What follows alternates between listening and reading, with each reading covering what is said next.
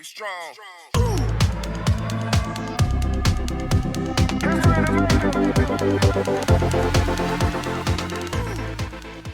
We're going to talk an anime that is very anime.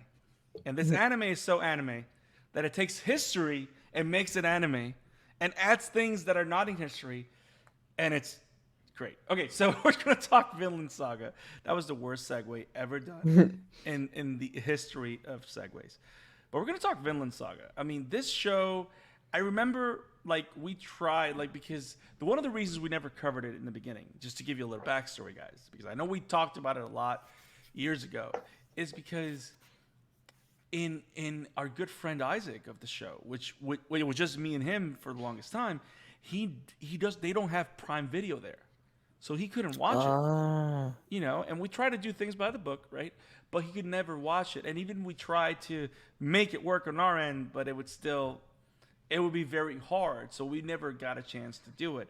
But now that it's on Netflix, that almost everybody now can have access to watch this amazing show. It's about damn time that we talk Vinland Saga. Now, when I first brought this up to the team, you said, I've seen it. So how long ago was it, and what was your first impression of this show? That's a good question. I feel like time is just like a construct that I don't understand anymore. I watched it It was amazing. maybe maybe like a month or so after it initially premiered, just because I had been hearing a lot about it. But I actually initially wasn't interested in it. Because I'm like, oh, Vikings, I'm like, they're cool. I'm like, I don't know. And then I think Assassin's Creed Valhalla had come out like around that Ah, time as well, and I okay. wasn't really feeling Assassin's Creed Valhalla, and I was like, I don't I think So if I don't this is like a these miss for Vikings. Vikings, I'm not Yeah. gonna leave. I'm like, it's too much Vikings, all right, I need to change it up. Yeah. But then I kept hearing so much about it and how it was like so good. And even in like some of the YouTubers that I watch that are just like strictly covering gameplay, they would just be mentioning the anime for like no reason. I'm like, oh my God. So that made me want to check it out. And I did have Amazon Prime Video.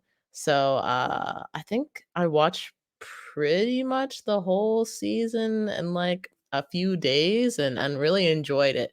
Um, I was definitely like, I didn't love it from the very beginning of watching it because I think I was still had that Viking vendetta. But after the There story was a lot of started, hate watching going on. a This hatred of Vikings. little bit, I was like, I don't know what it was. I was just like, Vikings right now, nah, not cool.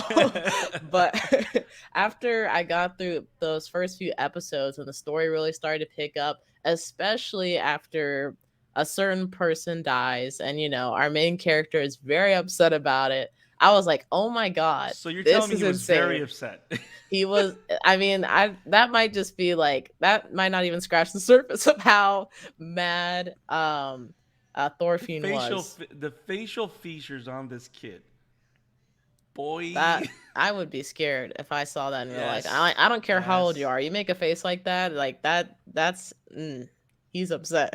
He's ready to do some horrible things. Um, but yeah, after we got past that point of the anime, which is about like 6 episodes in, Yeah, maybe that's five like around episodes in. episode 6. Yeah. Yeah. After that, I was like, oh, I gotta see how this plays out. I Yes. gotta see what this guy does. So yeah, Vinland Saga, if you guys haven't seen it, I would definitely recommend it. Even if you have a vendetta against Vikings like I once did, I think it will be pretty easy to get over once We're not you gonna tell you get you're this gonna fall story. in love with Vikings, Right. but you'll realize why they're cool. Yeah, yeah, yeah. It was awesome. It was really awesome experience. So, so for me, great review by the way. Kudos. Now for me, the big thing for me is I I watched the first episode while trying to figure out how we can help Isaac watch it, and it just Mm. didn't work out. So I kind of lost interest because I was just frustrated at that point. So I never touched it again. And then, but now when he recently came out on Netflix, and we're talking about actually trying it again and doing it, I'm like, you know what? We have to do this. Let me try it again. And I started watching it. And the thing with Vinland Saga is that the first thing I want to say for people that haven't seen it, it's that it's a slow burn. Like, it's not a show that just runs off and becomes amazing. It really, you really needed to give it, you really need to take the time to let it grow on you. But Yeah. by episode 5 or 6, if you're not grabbed, move on. But trust me, it got me. It got me. Yeah. By episode 3, I would say, by episode 3 and 4, it got me entirely. And this show is Game of Thrones. Like, it's anime Game of Thrones. It's intrigue, it's politics, it's war, it's awesome action and battles. It's so powerful and so interesting. The characters are very complex. Some are very simple, but at the same are so amazing. And I figure if you guys haven't seen this, we're gonna start breaking this down. We're gonna break season 1 down. If you haven't seen Vinland Saga, I bid you adieu. This is the time where you should leave. You are awesome. Stay awesome. Keep watching anime. We will see you next time. Make sure to like, subscribe, and click on the bell icon so you do not miss any episodes of the Amateur Otaku podcast. And we will see you next time. And maybe come back to this episode when you've caught up and you've actually seen Vinland Saga. But if you haven't seen it, this is where we start talking about it. So, Vinland Saga Season 1. Now, it's the fact that we get, like, when we meet Thor's, you know what I mean? Like, from the moment you see this guy, first off, when the show starts, you don't know who the main character is. You really think Thor's is, right? You think Thor is the one that's going to be the guy in the forefront because it starts with him, right? So he's a deserter from the Jump Vikings. He sets up house in Iceland, and then suddenly, in the middle of the first episode, he's no longer the main focus. It's all about the village, right? It's all about the quiet life. And then the invasion of the Jump Vikings, the invitation, everything that happens. We meet Thorfinn, which is introduced to be our main character, which I love how they use time as a storytelling tool. You know what I mean? Like, to show him from little, see him, how he grows into the cutest kid ever, to the one of the most deadliest warriors by the age of what, 14, 13? Yeah. It's quite the transformation. Yes. And all because of the defining moment here is what happened with his dad. Because when we find out that his dad used to be a Jom's Viking conqueror, right? We find out that he used to be one of the greatest warriors, but he doesn't want to fight anymore because he values life differently now. Mm-hmm. It's so interesting, right? Because you see these Vikings with all these axes, and like the idea of, I love how they play with the idea a lot on the show about, you don't know what war is until you know what war is. You know what I mean? Right. I like the idea of war because it kind of sheds light to the whole ignorance of people when it comes to war. Like, a lot of people talk about war and they think that, I'm going to be there and I'm just going to bust a cap on my enemies or whatever. Yeah, I'm it's like glorified. Exactly. They glorify it because they think it's going to be like, that's going to make me a man, or that's going to make me the king when I come back home, or whatever. But they don't know what war is because they don't know what war is. Right. And then you have these people, when the Vikings get to the village and you see their faces and how they react to everybody else, it's like, these are not normal men. These are men that know what it is to take someone else's life. And you see the difference in character. Like, when you see like some of the young kids that were like, oh, we're going to go to war with Thors or whatever. And they like bump into one of the Vikings, and suddenly you see how different they are. Like, I love that imagery. And right? I think like the other part about it is the fact that when they're telling these stories about like, like going out to like England or to like when they first came to Iceland and like going to these different locations and actually fighting in these battles, they don't really like get into the nitty-gritty of like, like I like chopped this guy's head off and like Right, blood went everywhere and it was disgusting, blah blah blah. right. Like they're just trying to tell like their kids or like people in the village just like stories of their life, and they don't want It's to the make it like, adventure, right? It's the yeah, the wonder of adventure. it, right? They don't want to make it like horrific or gruesome or anything. So all these guys just grew up with this idea of like, oh wow, it'd be so fun to go out to war. It's like an adventure. You get to kill people and like you get to feel like a hero and like a really strong man or whatever it is. So like to have the other Jans Vikings under like Floki arrive to Iceland and to see like that stark difference and to see like, oh, like these guys aren't like happy. They don't seem like, they're having the time of their lives or anything. Um, to see that comparison is really interesting and kind of it doesn't really dawn on everybody, I don't think, but it definitely kind of like shakes people at first. Like, what's up with these guys? Like, Yeah, why they why are they don't like look this? right. And I love the idea of stories, right? Of I love the idea of we all know that one old guy that sits on his porch and just has stories for everybody.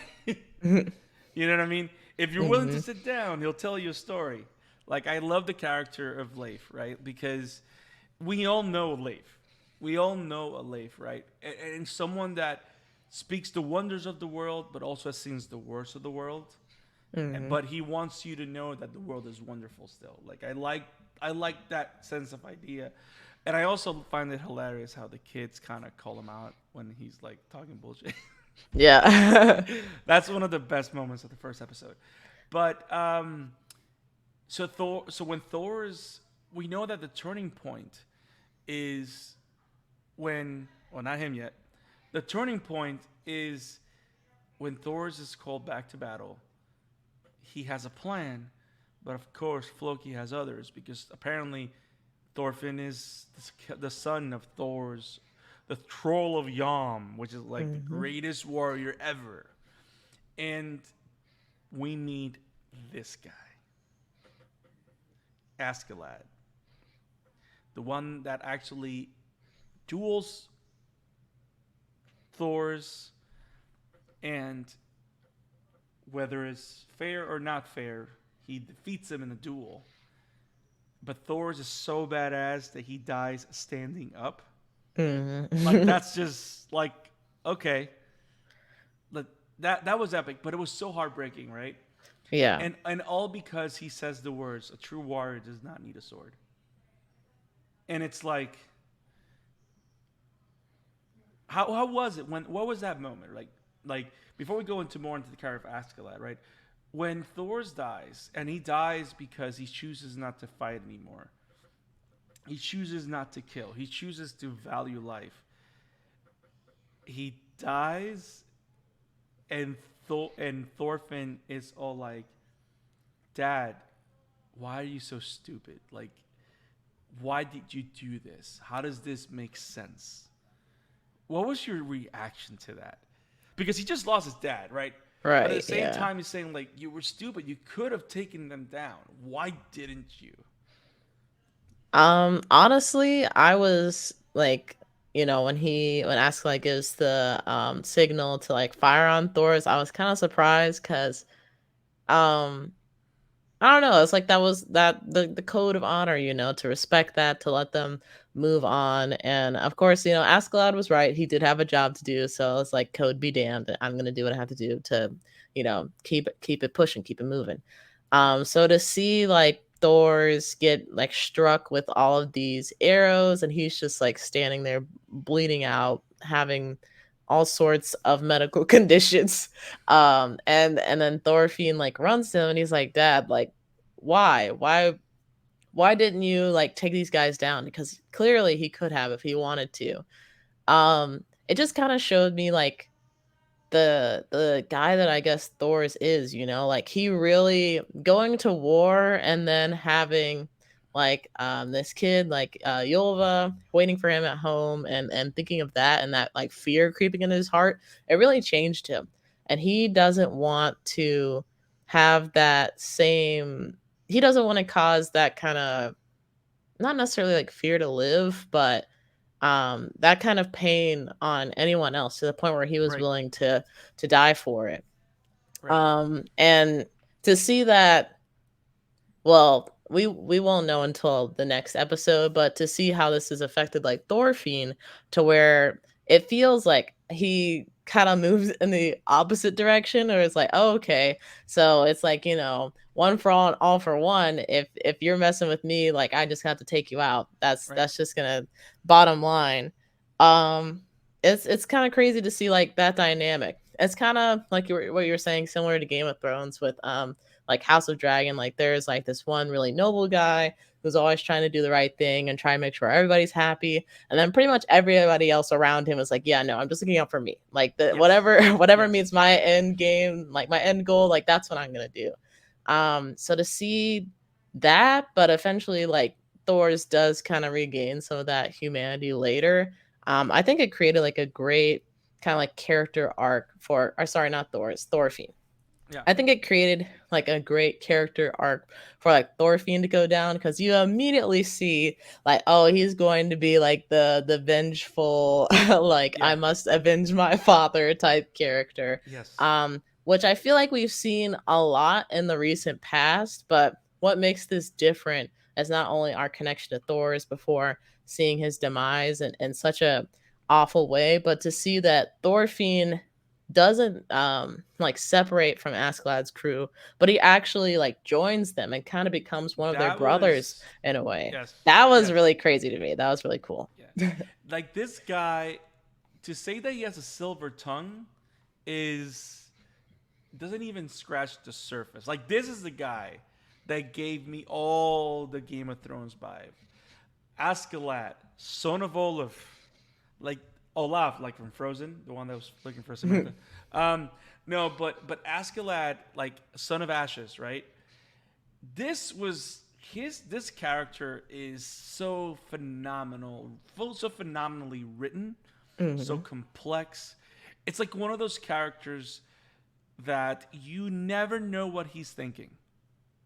You'll never be able to. And every time he speaks, you don't know if it's bullshit or if it's true. But there's always a little bit of truth, but there's always a little bit of bullshit sprinkled in. Like he is the ultimate manipulator, and I love how he literally spent all the time just not necessarily. It was a mixture of playing with Thorfinn and but at the same time looking out for him. Like you could tell that he was looking out for him because of Thor's. Hmm. Because whether we want to accept it or not, he recognized Thor's as a true warrior. And also when you look into the fact that you find out further on in the show, right? You find out that he hates the Danish like severely, right? Hmm. We also kind of tell from there that that's why he reacted to Thor's the way he did, because he respected Thor's. And I think he even says it at some point that Thor's was someone that he would grow to respect. And because of that, he kind of took Thorfinn under his wing by kind of playing around with the idea. By the fact that he had to duel Thorfinn multiple times because Thorfinn kept challenging him, but he kept winning. That was just brilliant, because it also goes back to the idea of Thorfinn is a kid. Like I think when you see him as the hardened warrior that Thorfinn becomes, which by the way, his fighting style, I love how it's super different than everybody else's. Hmm. And I love how you get that character arc as he's learning how to use the daggers and using his size to his advantage, and like all those little things. I loved it because it made Thorfinn feel so different from everybody else, and also the fact that he was within the crew but it wasn't part of the crew, and every time, and he would always talk to anybody normal, but as soon as Askeladd said anything, he would be a little bitch. Like it was just great. But the idea that every time he would fight with Askeladd, because he would go into rage mode, right? Those are the moments where you would find out that Thorfinn is still a kid. You know what I mean? Like he was this cold-hearted warrior that can literally take anyone down in the battlefield, right? Right. But it was in these moments where he would duel Askeladd that because he has all these emotions and they keep coming up, and of course Askeladd's there to just poke the bear, right? Yep. Um, that's when you find out he's still a kid. And I found that fascinating. I found their relationship fascinating, especially going towards the end because I do want to break down the ending, but I figure we talk about the characters and then we go there. Did you have a favorite Thorfinn Askeladd reaction or any thoughts on that relationship? Um, I really like the way that it played out, and it's like, I don't know. I think a very unique relationship that I haven't seen too much inside of anime, where it's like I was saying, vengeful protagonists we have a plethora of. You will never run out of those. There are Never. probably people writing those stories to this day.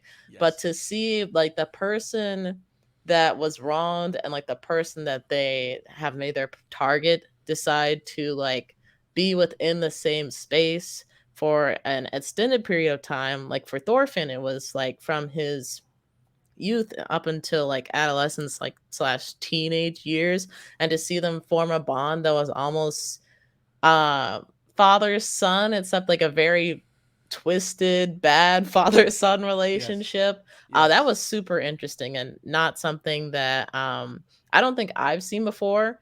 So yeah, I really liked it, and I think that, I don't know, I think it's kind of changed um Thorfinn in a way that he did not expect, because he didn't, especially towards the end of the show, he did not think that, or the first season I should say, he didn't think that he had all these emotions for him.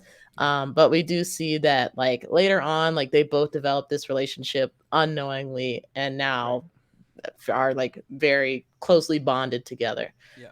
So yeah, it was just a great, another great piece of storytelling. And I was watching a recap video earlier, and for them to say that this was like the prologue to Vinland Saga was season one, I was like, oh my god. No, trust So me, that actually blew my mind because for I don't know if anybody paid attention, but throughout Vinland Saga season one, none of the episodes have titles mm, except episode 24, which is titled "End of Prologue." yep. So they pulled a Chainsaw Man, and this is not a spoiler, but like the first arc of Chainsaw Man is it's almost 92 chapters long. And at the end of that arc, you literally get end of first arc. And I'm like, wait, all of this was one arc? What? So, and just to give you an idea, season one only covered like 35 chapters. So Oh we're probably wow. not going to finish the first arc of Chainsaw Man for another 2 seasons. But yeah, Wow. that was I very think there need to be like surprising. sub arcs now, because that's a lot. Oh no, no, no! Attack on Titan's already doing it, and I'm already mad. So, so no, give me the whole thing. But no, yeah, like, uh, yeah, the way they organize it, but I also like it because it creates a lot more connectivity with the show, but also because it actually helps the way the season ends. That type of title works because there's a lot of things that happen in the season finale, which I think that'll be the last part of the conversation. I kind of just want us to go through the characters. Uh, I love Bjorn. I love how he's the one, he's the middleman between the crew and Askeladd, and I Hmm. love like he's kind of like the only one that really knows Askeladd enough to know that he cares about Thorfinn, even though Askeladd will never admit that. Right. Yeah. And I do find, and I do love the nice the history Easter egg of the Berserker mushroom. Hmm. By the way, like, it's like kudos to Super Mario Brothers. Like next time you make Super Mario Brothers, we need a Berserker mushroom, and yes, it can be eaten by others except Wario. Um, Leaf warrior with the onions. But yeah, like the idea of the berserker mushroom, like coming out of God of War Ragnarok when you fight the berserkers, that was like, which were actual figures in history. That was super cool. So Bjorn was a great character. The way that he went down was very heartbreaking and very interesting.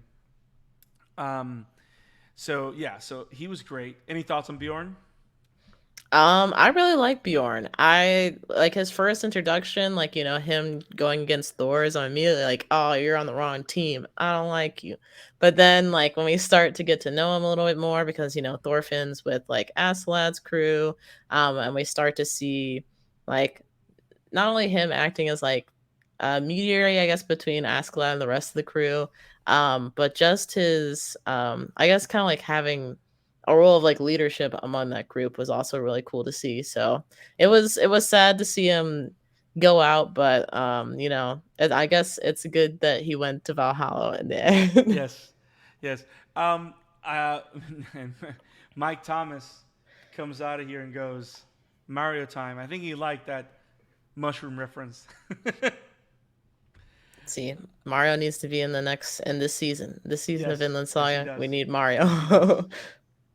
So, so now what we need to do is with Bjorn, the way he goes, and the way he goes, the idea of Valhalla, right? Like when you meet these guys, all they do is go pillaging village to village. That's really all they do. Hmm. They go village to village. They kill anybody that they see. They take all their belongings. I mean, these guys, this Askeladd's crew, they're a bunch of horrible people, and apparently a lot of Viking crews would do this, or at Hmm. least that's what we're led to believe based on the presentation, right? Like they're a bunch of horrible people. These are not good people. But then again, those are the characters that we're following, Right. which again kind of sets the stage for like if everybody's horrible, then we accept that and then we see different kinds of character work, right? Because you know their mentalities and stuff like that. Which is Right. why I find the shifts in season 2 so interesting because they're going in a different direction. Hmm. But it makes me think like what if all these people do this because that's what they were taught? Like what if this was just the Viking way because that's just tradition, and it's not like they literally are doing they enjoy it, but then again their culture and their traditions inform all of these actions as good actions because you're Right. looking there. So it's not like so. It goes into the whole interesting topic of conversation where like, is it Hobart doing yes, but they believe they're doing the right thing, which Hmm. is the whole religion debate or belief debate or science debate or whatever. Everybody's doing what they think everyone's hearing their own story, which I Hmm. think is fascinating, especially when they introduce new characters like Canute.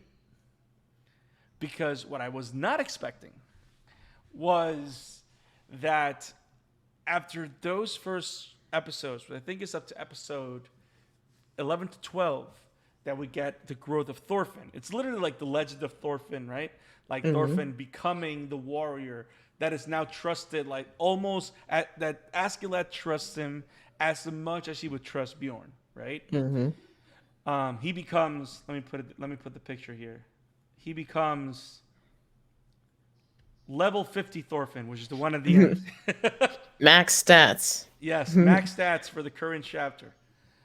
It's like don't you hate it in the game where you're at max level and it's because you haven't gone further into the story, so they don't raise the cap again to like I hate Destiny. Um, everybody reset no. But when they introduced Canute and the English and Christianity as another view of life, I like the conversation of clashing belief systems and because these belief systems are what drive these people just like the desire to reach Valhalla drives all these Vikings to kill all these people and constantly look for battle like we're Hmm. going to see further on with Thorkel, right? The same thing with Canute is or at least until the evolution of Canute, right? Because we got to talk about that. It's all about like life is sacred. were meant to not fight and protect God's people and all that stuff, or save them from themselves. So I find that very interesting, and that was a curveball for me. I wasn't expecting that. No, yeah, it's definitely like I remember him being introduced to the story and I was like, ah man, he's just gonna slow everything down. He doesn't want to fight. He wants Yep. everybody to like sit down and have tea or whatever. Yep. Um Every time we but see him, he has this mask on. So, and I mean, is this guy? For a moment, I was like, is this Thorfinn's sister like hiding or whatever? No, it's a dude. yeah. And he actually takes advantage of you know, his like long hair later on when like somebody tries to assassinate him, which is pretty smart.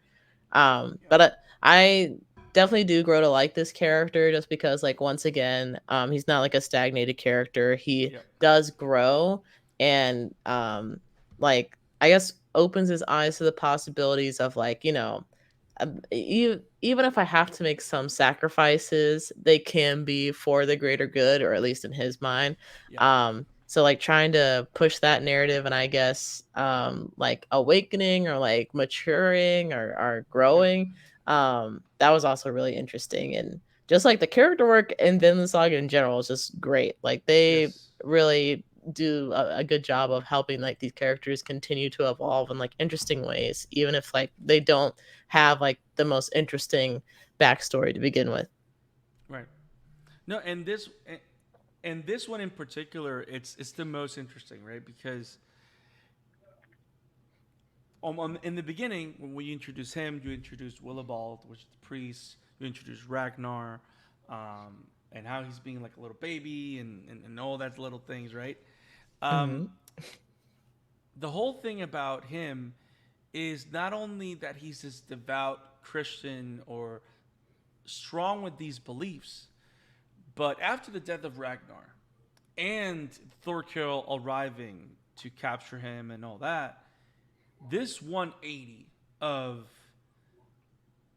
the idea, because he comes again, how it also shows how much your life experiences can influence your beliefs, right? Because he's been mistreated by his dad all his life. Hmm. So he's got to a point where I cannot accept that a heavenly father really loves me. The fact that he sits up there and just watches everything and I'm done.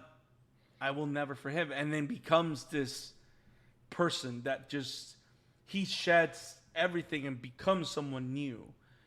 But also it's a different type of belief system because he's not just gonna fight people. He's not gonna be he's creating his own way. Which again, it's like you could say it's the whole Naruto following or creating your own ninja way, kind of. But he's creating his own way, just like Thorfinn is creating his own way. Just like Askeladd, as we find out, is actually when we find out his whole backstory in Wales and all that, like he's creating his own path as well. So yeah, his the twist with him is so interesting, and I love the fact that we kind of get glimpses that we're gonna see more of Canute in season 2. Hmm. So I'm excited. More Canute, no more Valkyrie hat, just Canute. Yeah, I'm excited to see like how he leads like the Danish army forward, I guess. How Yep. that progresses. Yep. Now we got to talk about maybe the funnest guy in this show, and we got to talk about Mr. Thorkel because this guy is amazing. I love Always this has a guy. smile on his face. Yes, yes. Like he is the happiest guy I've ever seen that just lost 3 fingers. Yeah. Yeah, and it's like, and also I love this is what I love about great animes, right? Which is it's a common shonen trope, right? But I like it because it brings a lot of dimension and complexity, and it brings another level of complexity to the characters. It's like apart from Askeladd, which again by design, Thorfinn will not beat Askeladd. Like that's just by design, right? He is the first person to actually beat Thorfinn. So I like how that changes everything again. You know what I mean? Like the story was going to a point where no, Thorfinn is like this unstoppable force, and Askeladd is just he needs to make Askeladd happy or whatever. Mm-hmm. Like whenever he said, "Bring me the head of a general" or whatever, right? Like I thought Thorfinn was not, but the fact that he did it so seamlessly is like, okay, we got an OP main character now, so we got to figure something out. So I love how the wrench to all this was Thorkel. Did you catch that this was the same guy from the first episode? Because I didn't. It took me a while to go like, oh shit, that's this guy. I believe I did. He has, even though like I think he looks very similar to some of the other characters in terms of like the clothing and stuff. Right. Like that smile, his expressions, the way he carries himself, that I was like, oh yeah, I saw this guy before. There's no way I would have mistaken for anybody else. Yeah. So to me, is like this guy was just awesome, and the battle style, how out of the box, and how over the top he was in everything, even in his battles. I love his first encounter with Thorfinn. I love his connection with with um with Thor's, and I think his connection with Thor's was what surprised me the most. Not only because he knew Thor's, that was his practically his brother-in-law first removed or something. Hmm. Like, you know what I mean? Like, so that was like his uncle. So that was like, what? And the fact that Thor's knocked him out with a punch, like, Thor was next level. Like this guy that nobody's been able to take down, Thor's took down, and it kind of goes reinforms that whole thing about a true warrior doesn't need a weapon, right? Like Hmm. he was like an avatar level status. You know, he was just beyond everybody else. And the idea that we haven't seen someone at Thor's level yet was also another thing that was like baffling to me. Which again goes to makes you think like, okay, is Thorfinn gonna get there? Like, is this what we're trying to do? Like Thorfinn's gonna get to that Thor level of strength, but at the same time of wanting peace and not raising a sword and blah blah blah. But yeah, I think Yeah. Thorkill was a nice mix. Yeah. It definitely, for me, it kind of makes me think of like just you mentioning, like Thor's being like this way as like this really like big force to be reckoned with. And like kind of comparing him to Thorfinn, where like he is definitely a force to be reckoned with, but not nearly as like powerful or impactful as Thor's was.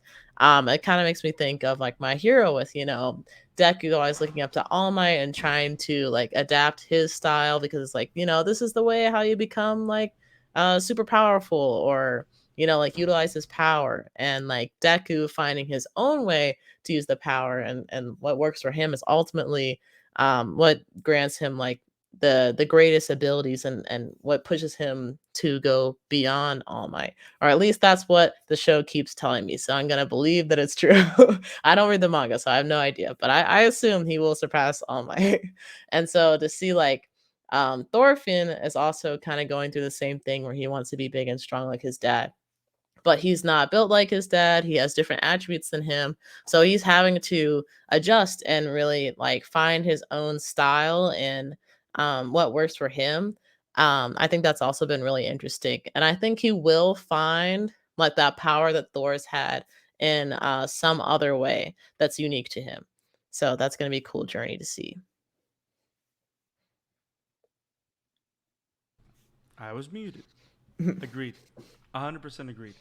I mean, this season was great, and we have to talk about that ending. Like the way the season ends. Like, again, we talked about Game of Thrones, right? Like, you do Hmm. not get more Game of Thrones. Like, this was one. This was some red wedding shit. Like, this was like, this was something else, and Hmm. I was not expecting this from this show. It really took me by surprise the way this show closed. Um, so apparently, Askeladd reveals everything to Canute, and when like after the final bout with Bjorn, right, where he gives Bjorn his death in battle, Hmm. he fights Thorfinn one more time and defeats him, and literally opens up to everybody. It was Canute was there, Torkel was there and Thorfinn, like, I hate the Danes and all that stuff, but he gets to the whole spiel about his history, about why Thorfinn will never beat him. And I love because that story kind of starts making Thorfinn's gears start to turn, like, maybe I'll never beat him and maybe I don't need to. Like, maybe he's starting to let go of this whole vengeance plot, right? Mm-hmm. And then he ends up in jail and Leif is there. So the idea that Leif finally finds him for the second time, because we know it happened once, right? And now possibly he's going home. There's this brief moment where he might go home. But when he ran away from the boat because of the commotion, what was your reaction? I at first I was a little like I knew it was too good to be true. Like there was no way everything was like, oh, it wouldn't have necessarily been a happy ending, but he would have gone home to his family, which is, something that I think everybody wants at the end of the day. So to see that he kind of like threw this chance to go back home to his sister and his mother and like his village to see what was happening with Askeladd, because he really like like I was saying, like, he built that bond with him and he really deeply cared about him, and he wanted to make sure, well, first verify what was going on, but also to make sure that everyone was okay. I like that. That makes a lot of sense. And I think, it kind of puts like a nice cherry on top of like this whole journey that they built together. Cause it really Yeah. shows like at the end of the day, like he really did kind of let go of like this vengeful spirit that he had for Askeladd, and like having to like take his life because he killed his father. And I think he's like gained a greater understanding about, like Well, he still had a why little he bit of did what that.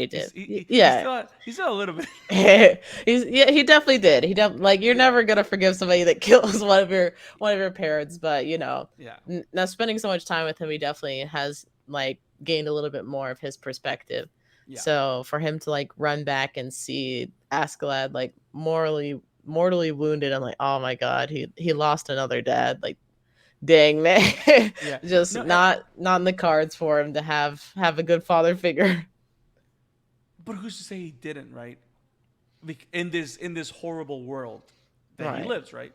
But what was surprising is how that happened, right? Like, so we know we've been waiting on this meeting with the King of Denmark, which we know has been plotting to assassinate Canute to give the kingdom to his other son Harold, right? Mm. And the idea that Askeladd is brought forth, they kind of figure out the whole thing that he has something with Wales, some connection with Wales.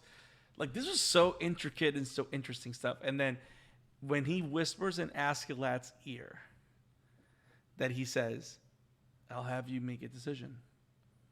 If you go to Wales as an envoy, you can either go to Wales as an envoy or you can protect Canute. Choose. And at that moment, and I love the whole thing about Askeladd going freaking crazy. He murders the freaking king in front of everybody and then just starts killing people left and right. And the idea that for a second you think that he just went mad, but then everybody goes like, no, he didn't go mad. Askeladd was given a choice, and he's the smartest. He will always be the smartest guy in the room. So he made the choice where he can pick both things. He can save Wales and save Canute at the cost of his life. But my biggest thing, which to me was the biggest mic drop and just made that whole scene, what? Was gonna go, Askeladd was the name that my father's friends or my people gave me. But my given name by my mother is Lucius Artorius Castus. And I was like, holy shit. Motherfucker pulled a gladiator. You know, like in the movie Gladiator when he goes, my name is Maximus Decimus Aurelius. Like, he pulled the whole thing, like, he pulled a Russell Crowe. Mm-hmm. Respect. Yeah, that moment to me was like so great. And then Canute kills him, but of course, and it shows how smart Canute is because Canute picked up on everything. Thorkel, even with this big smile that he has, he caught on everything and said, "No, Canute, the king needs. You need to. If you're gonna be the king, you have to take him down." And when that happens, that's when Thorfinn, Yep, you that's know, when he walks in the room. yep, yep. But what I loved the most about the season finale more than anything was the fact that they tied off pretty much all the loose ends. They maybe leave like one or two, but they literally closed the arc. And like, no, we're not gonna keep seeing the vengeful Thorfinn for another 90 episodes. No. Hmm. This chapter is done. These feelings are done. Yep. And I love how his Askeladd that gives Thorfinn the new direction, right? And goes like, have you ever thought what you're going to do with your life after you kill me? Like, when he drops that question, that's the type of line that I go like, Askeladd cares about this kid. Like that, you know what I mean? Like, that's the moment. And Thorfinn goes like, what? Like, he doesn't understand because, like, why is he asking me what my future life is going to be? He's not going to be there. But like, you don't say that to someone you don't care about. Hmm.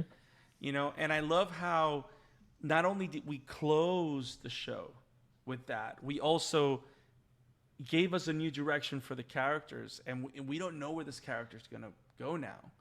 But I love how we can take season one, put it aside, and when we go, I love the idea of going into season two fresh, Yeah. into something new.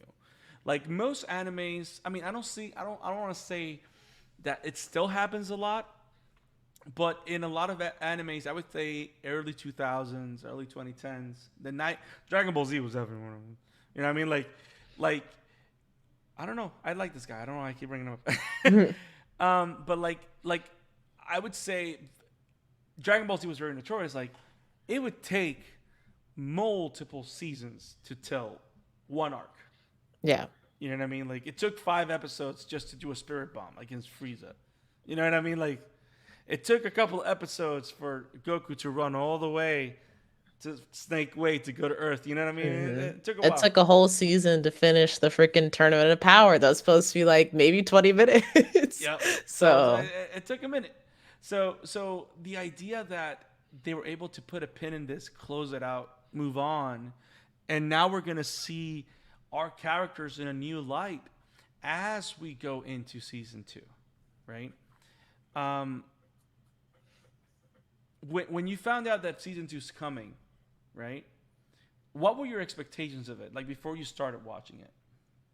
um, I don't think I really had any expectations. It had honestly been quite a while since I had watched season one. I'm like, oh yeah, that was a really great show. So I'm definitely gonna tune in for season two. But I think to your point, like them like kind of tying off all the loose ends at the end of the season so that this season can start with like a fresh slate and we don't have to like revisit things from the previous season and like try and handle all of that and things start to get messy. Like this season, it starts off like really interesting because we don't even like start with Thorfinn as our protagonist for like the Yep. first couple of episodes. That was maybe like, whoa, did I do I need to go back to the first season? Like, what did I miss? Like, who is this Right. guy? Right. But I feel like that's a sign of great storytelling, and it's Yep. unfortunately something that I feel like I don't see very often, just because everybody's kind of chasing this like we need a franchise, so let's plant all of these things into this movie or into this season that we won't cover in this season. But if we get Yeah. another, yeah, if we get like another Yeah. go at this, we'll come back to it. And it's not like I don't want to see like those things continue to succeed or anything like that. But there's something about just like telling a concise story where I want to come back for more. Like I want to see what the writers or what the animators or whoever it is, what story they can come up with for these characters next, rather Yeah. than, oh, that was cool, but we still don't know about this, this, and this. So hopefully I find out if this gets greenlit. I don't know. Yeah. So that's one of the reasons why I think I kind of liked going into Vinland Saga season two with somewhat of a fresh slate, where it's like, we're starting over, not completely, but starting in a new environment. We have Thorfinn where he's like at an older age, but also past this vengeful arc. So becoming another, like having another evolution within his character that we get to watch. But also seeing how he builds new relationships, since like, a lot of the people that he's like grown up with to this point are either like removed from his life or unfortunately pass, like Askeladd or like his father Thor's. So I Right. was really excited to go into this and definitely watch into it with an open mind, no baggage. Yeah. That's the word. That's what I liked the most about it. There was no baggage. I mean, we know Thorfinn is messed up. Like we know, Hmm. but the idea that we can tell that it's been a couple of years. It's an older Thorfinn, right? Right. We meet his new friend Einar, Hmm. right? Which apparently gets into trouble because he's a loudmouth and has the hots for another slave there. But the idea that Thorfinn's a slave, that was his punishment for attacking Prince Canute, because he Hmm. he does retaliate against Prince Canute because Prince Canute takes down Askeladd. So what I love most about where we're going right now is that because it's different complete to Thorfinn, and when we see this scene, right, where he's just being slashed and slashed and slashed in season 2, which I think is the most pertinent scene for us to get a sense of where Thorfinn is, right? Hmm. Is that he doesn't see a point in life anymore. Right. Yeah. Not only because he never got a chance to kill Askeladd, but also because he's never found anything worth living for.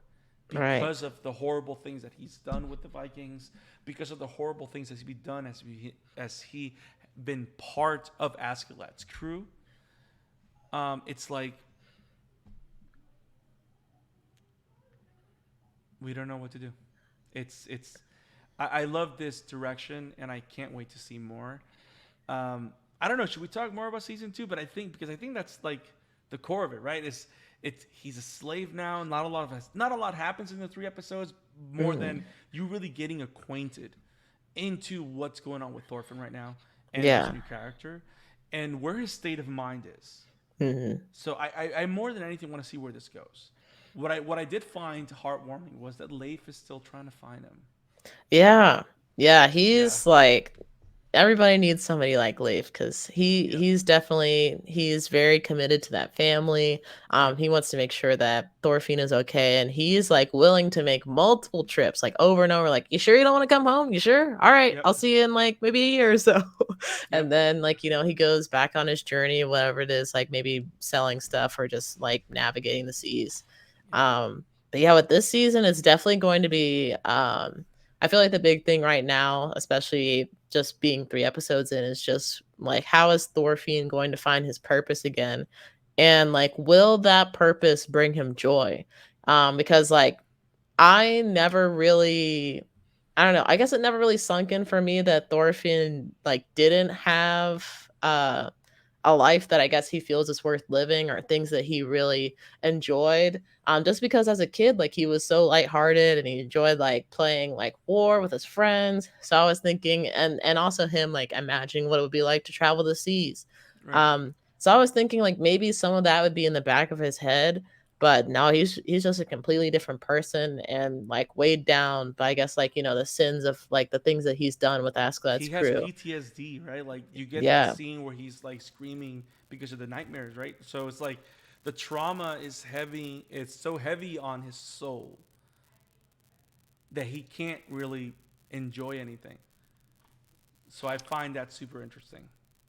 Yeah, I feel bad for him. I really do. And I'm hoping that like him and Anar will be able to get closer in some way, cuz it seems like, Anar up until the point where he was enslaved was having a good life and had like Yeah. great relationships with his mom and his sister. And it was a lot So, more recent, right? So he can kind of yeah. like show And that he's he has still some kind of hope. Yeah.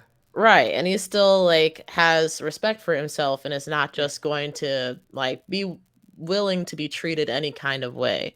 So I'm hoping as he like works with Anar and spends more time with him, like some of that will rub off on Thorfinn and he'll kind of realize like, yeah, like this isn't a way to live. This isn't like a way that I want to continue going on. And I don't know if it will be the like I guess the wheat crops or whatever crops they're Hmm. trying to plant. I don't know if it'll be like that experience of being able to buy his freedom and then like figuring out where to go from there. I don't know if that will be the thing that kind of helps him like wake up to once again returning to ask that question, like what are you going to do after this? Like what Right. are you going to do once like we have this field figured out and you have your freedom back? Like have you Right. thought about that? So I think Askeladd's words will definitely come back to haunt him later on in the season. Yeah. I don't know. This is great. I kind of see there's going to be something with that leader of that gang that we saw at the end of season 3 because he looked Hmm. very important. So let's see what happens. But yeah, season 2 of Vinland Saga looks like it's going to be amazing. I can't wait to see it. A new episode drops every Monday. So keep watching Vinland Saga. And if you want us to come back and do a season review of season 2, let us know in the comments. Let us know in the Yeah. comments. And we'll come back and revisit it and do a full review when the season's out. Do you got anything else, Jamie? No, everybody go watch Vinland Saga, especially, if your favorite anime or like one anime that you're looking forward to got delayed or postponed, like we were talking about earlier in the show. You got This time is now. definitely a good replacement. Yes. Yes. So, Jamie, we've done the thing. We've done a great show. Thank you guys for joining us at the Amateur Otaku Podcast. If you love what we do here, make sure you click on the like button, subscribe, click on the bell for notifications so you do not miss any single episode of the Amateur Otaku Podcast. If you'd rather to listen to us on the go, find us on Spotify, Apple Podcasts, Google Podcasts, wherever podcasts are found. You can find the Amateur Otaku Podcast. Jamie, where can people find you? People want to find you doing your thing. Well, you can find me on Twitter and on YouTube at swiper-art. And I also do gaming related things on Twitch, twitch.tv/swiper_prime. So yeah. Awesome. You can find me at the Scarlet Fan 52 on Twitter. And you can find me at the Shatter After as well, talking movies, interviewing great creators, and we're talking HBO's The Last of Us every single Tuesday night at 8:30 on our show, Beyond the Clickers. So make sure you don't miss any of that.